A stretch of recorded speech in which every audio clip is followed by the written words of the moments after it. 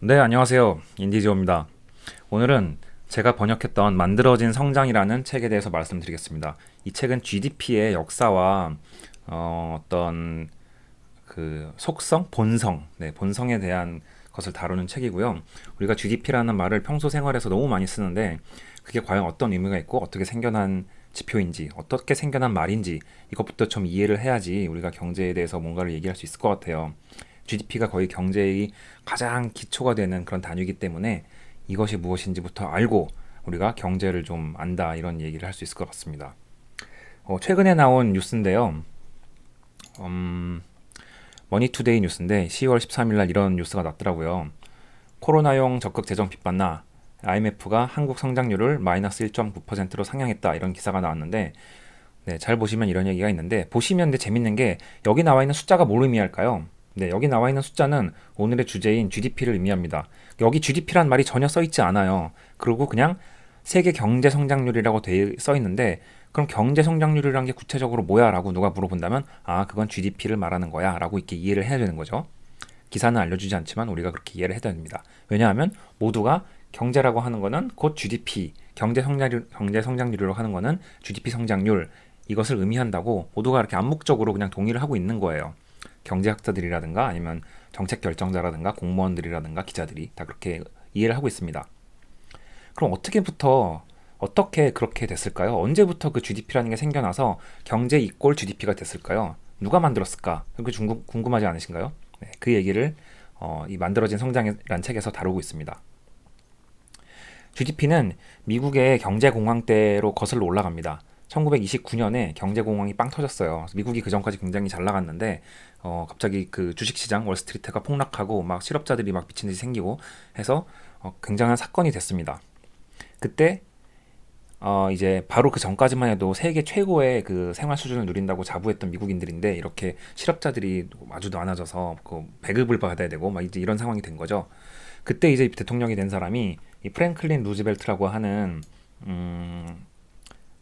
훌륭한 아저씨인데 이분이 대통령이 1932년에 된 거예요. 그러니까 경제공황이 터진 지 3년 후에 그 대통령이 됐는데 그때까지도 경제가 굉장히 안 좋았다고 합니다. 그래서 이분이 취임사로 뭔 얘기를 하냐면 이게 그 루즈벨트 취임사의 제목인데요. 맨 위에 있는 게 아래 사진은 루즈벨트가 아니고요. 네. 루즈벨트 puts economic recovery first. 그러니까 경제 회복을 가장 우선순위로 두겠다. 정책의 우선순위로 두겠다. 이런 아이고 죄송합니다. 네, 이런 발표를 합니다. 그런데 경제 회복을 하려면 그 먼저 생각해야 될 게 아니 그 경제라는 게 뭐야? 경제가 우리 경제가 경제 공황으로 인해서 얼마나 뭐가 나빠진 거지? 라는 거를 먼저 알아야 되는 거예요. 왜냐하면 미국은 미국도 그렇고 다른 나라도 마찬가지지만 예산은 의회가 지급을 하잖아요. 그 예산권은 의회가 갖고 있고 대통령이 이제 행정부의 수장인데 대통령 마음대로 경제를 살리기 위해서 돈을 쓰려면 의회의 허락을 받아서 예산을 받아야 되니까 의회를 설득해야 되는데 경제가 얼마나 어떻게 안 좋아졌는지를 보여줄 수 있어야 이제 그 예산을 딸 수 있을 거 아니에요. 그래서 루즈벨트가 그런 고민을 하게 됩니다.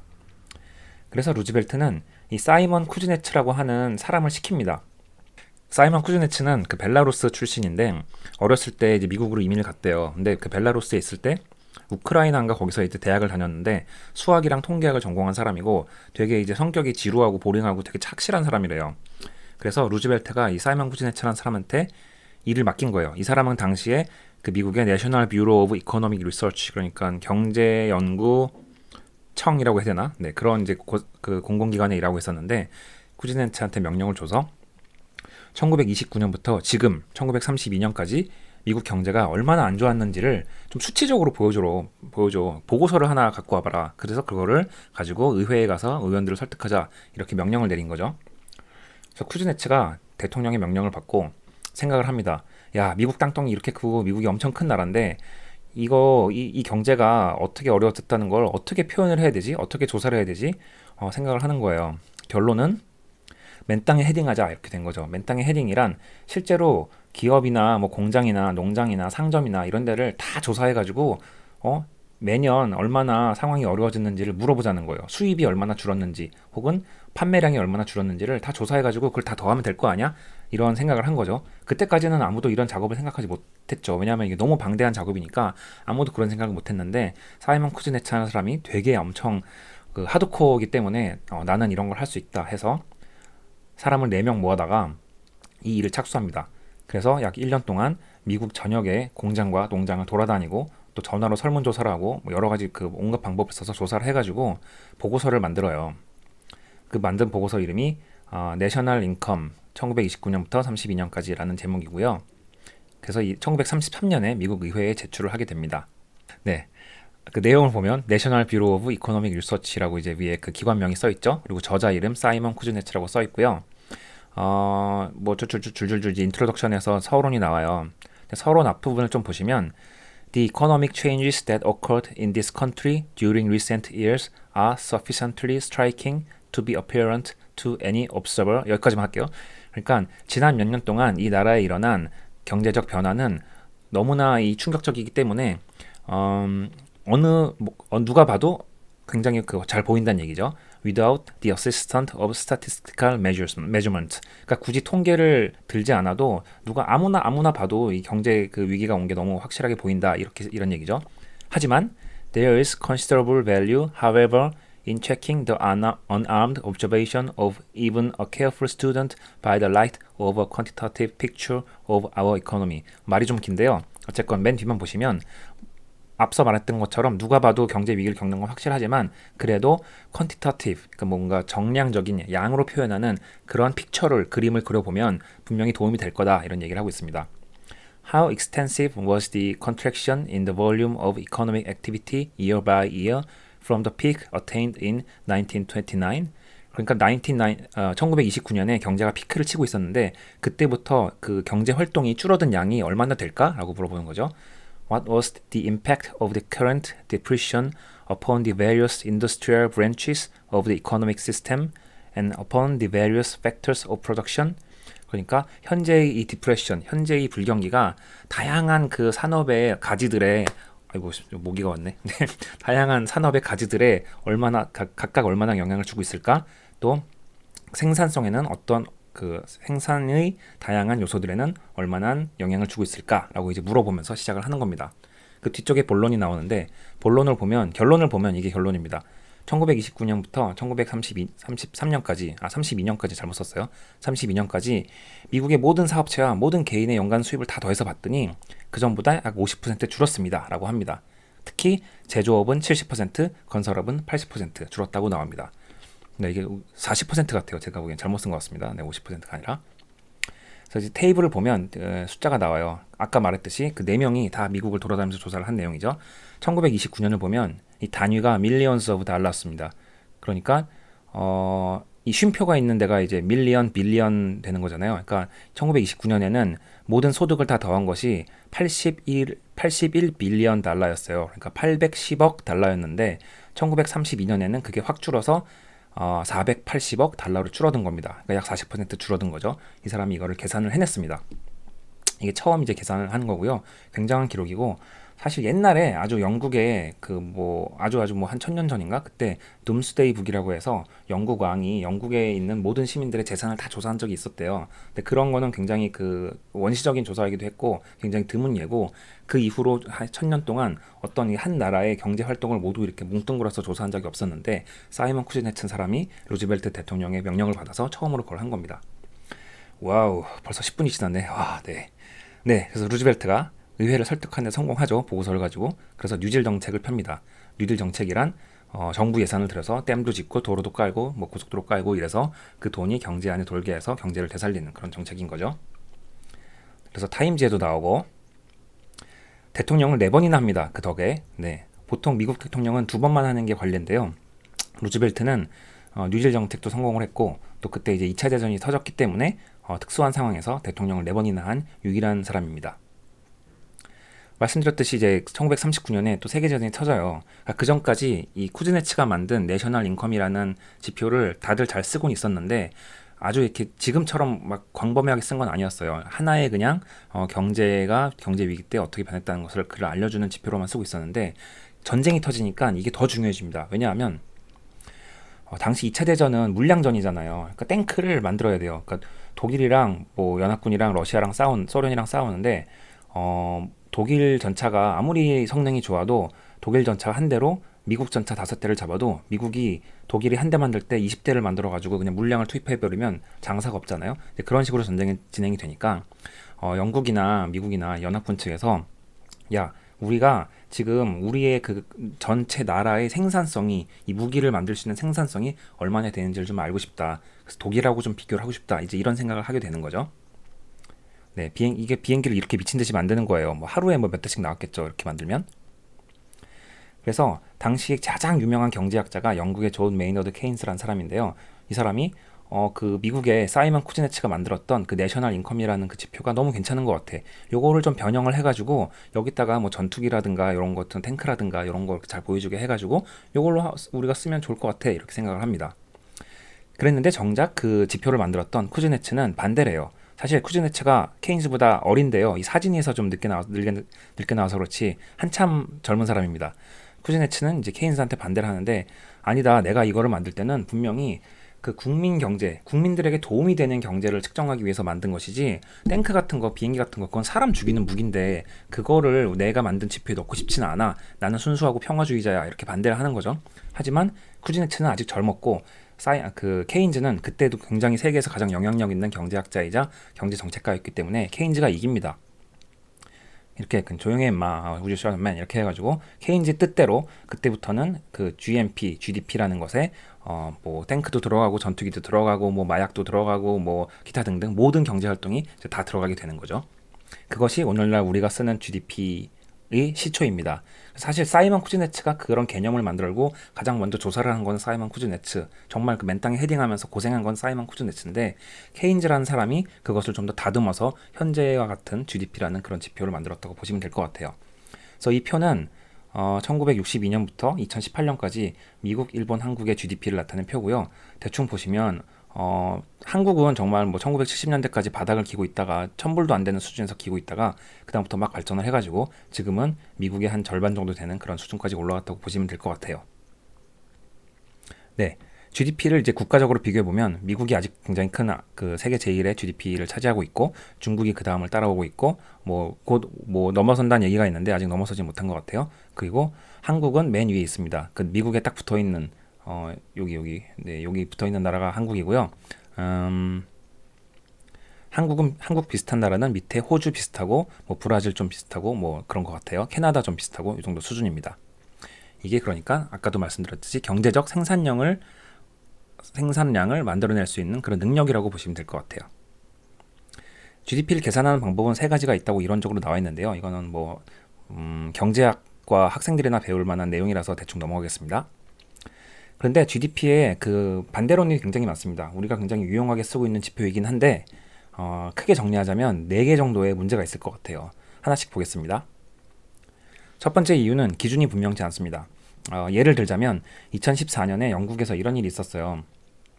그 전까지는 영국에서 매춘 산업이 불법이기 때문에 GDP를 계산할 때 매춘이나 마약 같은 거는 넣지 않았습니다. 그랬는데 EU에서 명령을 한 거예요.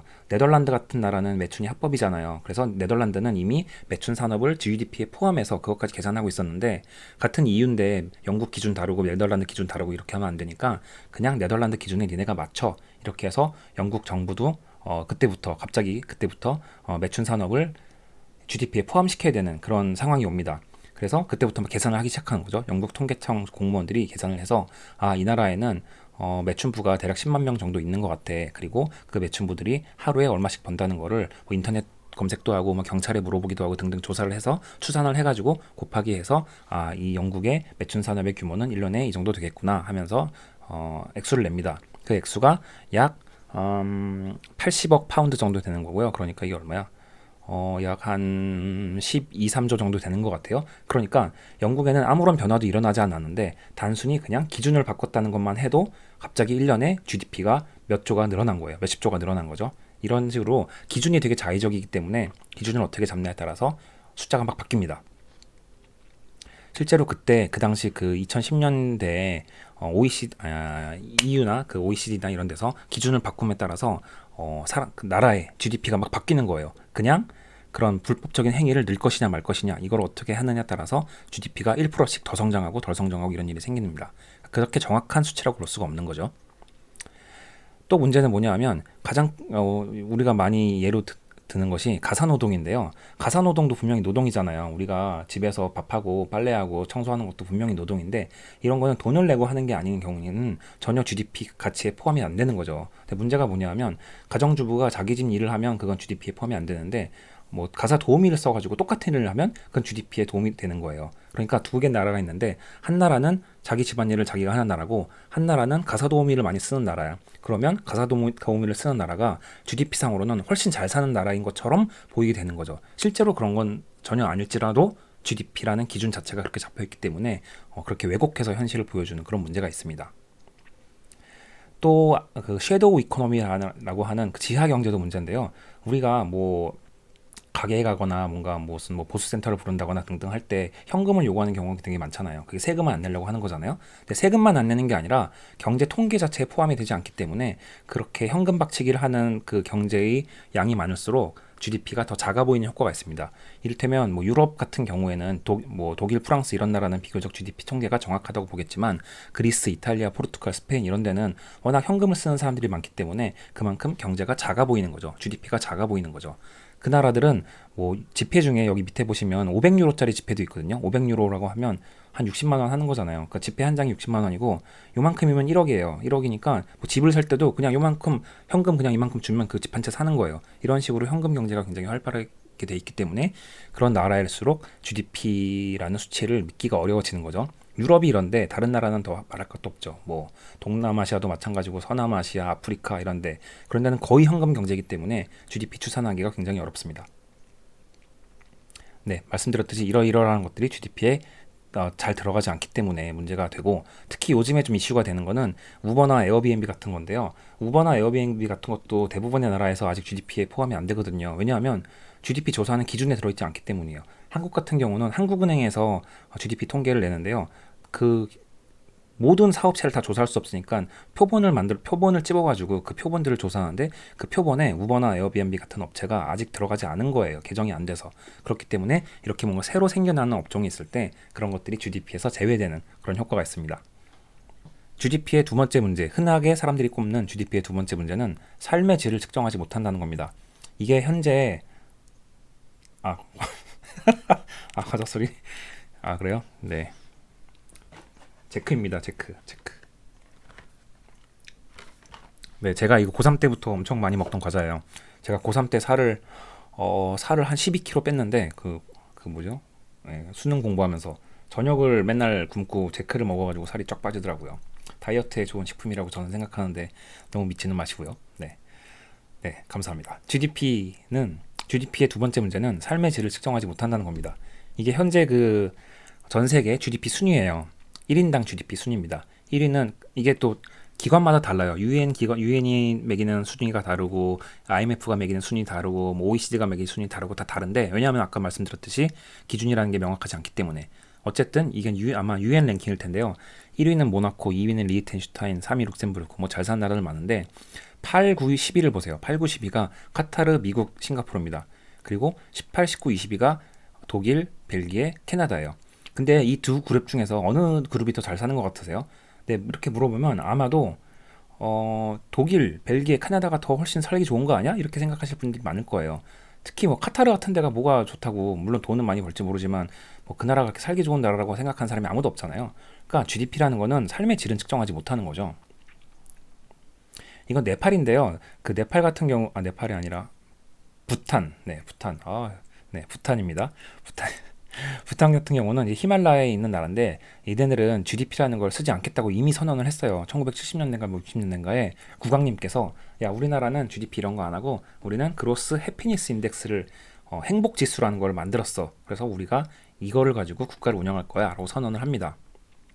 그래서 그로스 내셔널 해피니스군요. GNH 세계 1위는 부탄. 자기들이 조사하니까 당연히 1위겠죠. 그래서 굉장히 자부심을 갖고 그때 세계 많은 나라들이 이 부탄의 행복 비결을 알기 위해서 막 찾아가기도 하고 막 다큐멘터리도 만들고 그런 일을 많이 했습니다.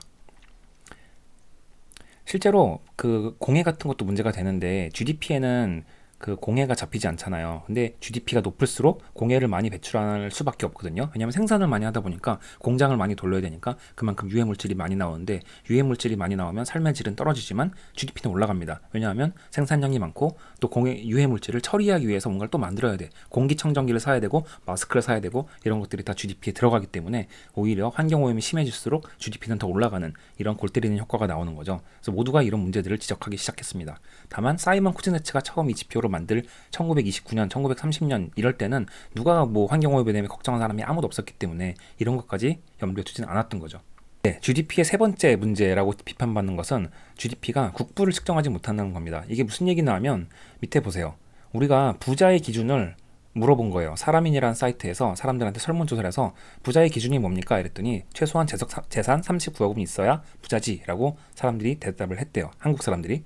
이때 39억이라고 하는 것은 소득이 아니잖아요. 소득 39억이면 물론 좋겠지만 그게 문제가 아니라 재산 39억이 있어야 부자라는 거죠. 우리가 뭐 억대 연봉 받는다고 좋아하는 사람들이 많지만 억대 연봉 받으면 부자인가요? 네, 아닌 것 같아요. 왜냐? 재산이 없으니까. 네, 재산이 있어야 부자지. 내가 빚이 막 3억인데 뭐 억대 연봉 받으면 뭐 할 거야? 내가 빚이 30억인데 뭐 연봉이 10억이면 뭐 할 거야? 그거는 부자라고 볼 수 없는 거죠. 그래서 국가도 마찬가지로 재산은 나라가 잘 사는지를 알려면 국민 소득이 아니라 국가 국민들이 가지고 있는 재산을 측정해야 되는데 그거는 GDP가 전혀 측정하지 못하는 거예요. 이런 나라를 보시면 뭐 사우디아라비아 이런데 뭐 이게 사우디인가 어딘지 모르겠지만 나라가 잘 사는 것 같긴 하지만 수입은 굉장히 많아. 그 석유를 뿜어내가지고 팔기 때문에 매년 들어오는 수입은 굉장히 많고 GDP는 굉장히 높을 수도 있지만 그렇다고 해서 이 나라가 잘 사느냐, 이 나라에 뭐가 있느냐 하면 별로 없는 거죠. 석유가 끊기는 순간 이런 나라들은 다시 굉장히 못 사는 나라로 돌아갈 수가 없는 것이 어떤 경제적 기반 같은 게 굉장히 부실하니까 그런 거죠. 반면에 호주 같은 나라들은 자원이 굉장히 풍부하잖아요. 자원 자산도 풍부하고 일단 땅덩이도 크고 그 자연 자산도 많고 그다음에 국민들도 교육을 잘 받았고 어떤 인프라도 좋고 하니까 굉장히 그 자산이 많은 부자 나라라고 볼 수 있는 거죠. 이런 경우는 GDP와 관계없이 그냥 부자 나라는 정말 부자 나라인 거예요. 재산이 많으니까. 하지만 GDP에는 잡히지 않는다는 거죠. 한국 같은 경우도 이제 문제가 보통 아까 말씀드렸듯이 한국이 지금 미국의 절반 정도 국민 소득을 따라왔다고 하지만 그렇다고 해서 우리가 또 일본을 거의 따라잡았다고 하지만 그러면 우리가 지금 일본만큼 부자인 나라냐? 라고 물어본다면 그렇게 볼 사람은 별로 없어요. 왜냐하면 일본은 벌써 100년 전부터 뭐 항공모함 만들고 군함 만들고 막 이러던 나라고 계속 그 잘 살아오면서 많은 소득을 쌓아놨잖아요. 쌓아놓은 게 엄청나게 있는 거고 한국은 계속 가난하게 살다가 올해 처음으로 억대 연봉 받은 그런 직장인인 거잖아요. 이게 뭐 1년 뭐 연봉 억대 받는다고 부자가 되는 거 아니고 저 옆에 지금 재벌집 3대에 걸쳐서 지금 재벌처럼 살고 있는 사람이 있는데 거기에 비할 게 아닌 거죠. 그래서 한국이 GDP라는 수치에 너무 현혹되면 안 되고 아직까지 선진국들을 따라잡기엔 갈 길이 멀다. 왜냐하면 우리는 늦게 시작했으니까. 늦게 시작할수록 쌓아놓은 국부가 적고 특히 뭐 지하 자원이라든가 부동산 같은 것들은 이미 선진국들이 다 선점을 해놨어. 쌀 때 선점을 다 해놨기 때문에 한국 같은 그 후발주자들이 지금 와서 재산을 늘리기가 굉장히 어려워진 그런 측면도 있습니다. GDP의 네 번째 문제는 이게 가장 큰 문제라고 볼 수 있는데요. 현실적으로 정확히 측정한다는 게 사실 불가능해요. 그 처음에 사이먼 쿠즈네츠가 전 미국의 공장과 농장을 다 돌아다니면서 조사를 했지만 그거는 그때나 가능한 얘기고 요즘같이 복잡한 세상에서 어떻게 그걸 다 일일이 조사를 하겠어요. 그래서 한국은행에서 이걸 조사를 하는데요. 사실 한국은행이 왜 이걸 조사하는데도 좀 웃긴 얘기, 좀 희한한 얘기죠. 보통은 이제 다른 나라에 대해서는 통계기관들이, 통계청 같은 기관들이 조사를 하는데 한국에선 한국은행이 하거든요. 한국은행이 이제 목표로 삼는 거는 매 분기마다 전국의 가게, 기업, 정부 등 경제생활을 수행하는 모든 경제 주체를 다 조사해서 이 사람들이 버는 돈을 다 합하는 거. 그것이 한국은행이 갖고 있는 목표긴 한데 그게 말도 안 되는 일이기 때문에 실제로는 어떻게 하냐면 통계 작성 기관으로부터 기초 통계를 입수하거나 그러니까 통계청 같은 데서 그냥 통계를 받거나 아니면 조사 대상 경제 주체를 대상으로 직접적인 설문조사를 한다. 그러니까 뭐 가게를 대상으로 혹은 뭐 음식점을 대상으로 샘플을 뽑아가지고 그 샘플들한테 설문조사를 하는 거죠. 이 앞에 김밥집이 있는데 작년에 얼마 버셨어요? 올해는 얼마 버셨어요? 아, 차이가 얼마나 나는구나. 이런 식으로 설문조사를 해서 그거를 그냥 통계적으로 발표를 하는 겁니다. 정확할 리가 없겠죠. 실제로 그 통계를 담당하는 인력도 보면 우리나라 전체의 경제 활동을 측정해야 되는 분들의 수가 30명 정도밖에 안 됩니다. 물론 이분들이 뭐 당장 조사를 할 때는 어떤 뭐 알바를 쓴다거나 뭐 다른 외부 기관의 도움을 받을 수도 있겠지만 어쨌든 한국은행 안에서 GDP를 담당하시는 분의 사이즈는 이 정도밖에 안 되는 거고요.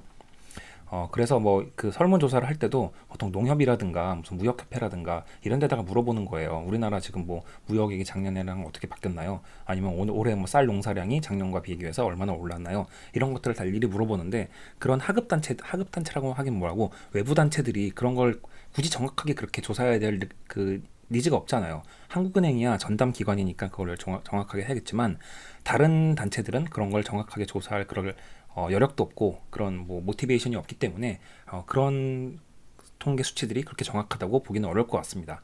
그래서 한국은행이 가장 잘하는 거는 그런 정확하지 않은 수치들을 가지고 가장 정확해 보이도록 이렇게 정합이라고 하죠. 정합이 되도록 교정하는 거, 조정하는 거 그런 것들을 잘하는 거죠.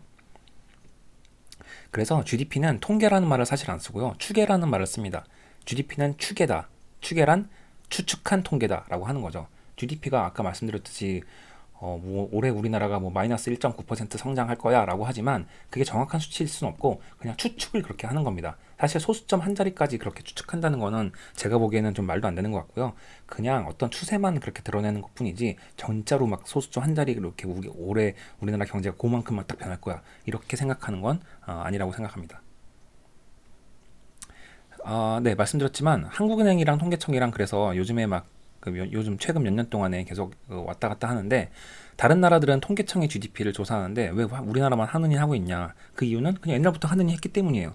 일제시대 일제시대 조선은행에서 근무했던 분들이 해방 후에 한국은행으로 많이 왔고 그분들이 똑똑하니까 그분들이 계속 그 GDP 담당해서 계속 측정을 하게 된 건데 이제는 통계청으로 좀 넘겨야 되지 않겠느냐라면서 통계청 쪽에서 이제 반발을 하기 시작했습니다. 그랬는데 넘어갈 것처럼 보였지만 최근에 어떤 일이 있었냐면 문재인 정부가 자기가 통계청장을 임명해 놓고 통계청장이 좀 그 정권에 좀 불리한 그런 통계를 내놓으니까 그 임기도 되기 전에 통계청장을 갈아버렸죠. 그러면서 그 이후로는 통계청에서 나온 통계들이 좀 믿을만하지 못하게 된 거예요. 정권이 좋아할 만한 통계들이 많이 나오는 것처럼 보이니까 이제 사람들이 생각하기엔 그래 GDP 통계라도 통계청이 아니라 한국은행에 남아있기를 잘했네. 그거라도 정확하게 남아있으니 다행이다 라고 생각을 하게 됐습니다. 그래서 제가 보기에는 앞으로 최소한 몇 년 안에는 통계청으로 GDP가 넘어갈 일은 별로 없겠다. 계속 한국은행이 잡겠다.